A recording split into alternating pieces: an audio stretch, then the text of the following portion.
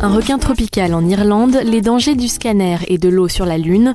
Nous sommes le jeudi 25 juillet, je suis Jeanne, bonjour à toutes et à tous. Voici votre concentré d'actualité scientifique sélectionné par Maxi-Science.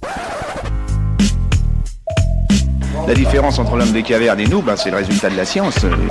Et ce n'est pas une opinion, c'est de la science. Notre monde n'est pas si moche. Surprise en Irlande, pour la toute première fois, un requin marteau a été repéré le long des côtes. C'est une mauvaise nouvelle et sans aucun doute un signe du réchauffement climatique puisque ce type de requin préfère les eaux plus chaudes, comme celles des Caraïbes ou de l'Afrique de l'Ouest.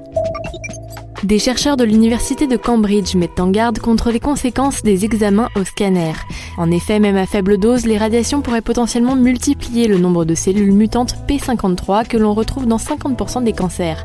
Les chercheurs ont fait le test en irradiant à faible dose des œsophages de souris, l'équivalent de 3 examens scanner.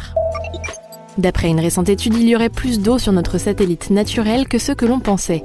Des chercheurs de l'Université de Californie ont passé au crible les cratères de notre Lune qui ne sont pas éclairés par la lumière du Soleil.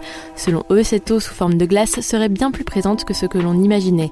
Cela pourrait aider considérablement l'établissement d'une colonie lunaire puisqu'il n'y aurait pas besoin d'emporter de l'eau.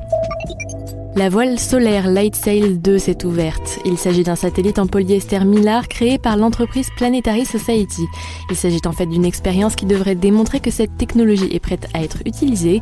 La voile solaire devrait se propulser grâce aux photons du soleil et augmenter son altitude grâce aux radiations solaires. C'est tout pour aujourd'hui, merci pour votre fidélité. Pour en savoir plus sur les news du jour, n'hésitez pas à consulter le site de Maxi-Science. On vous dit à demain pour de nouvelles actualités scientifiques. Voilà. Il ne reste plus qu'à vous remercier de votre attention. Au revoir.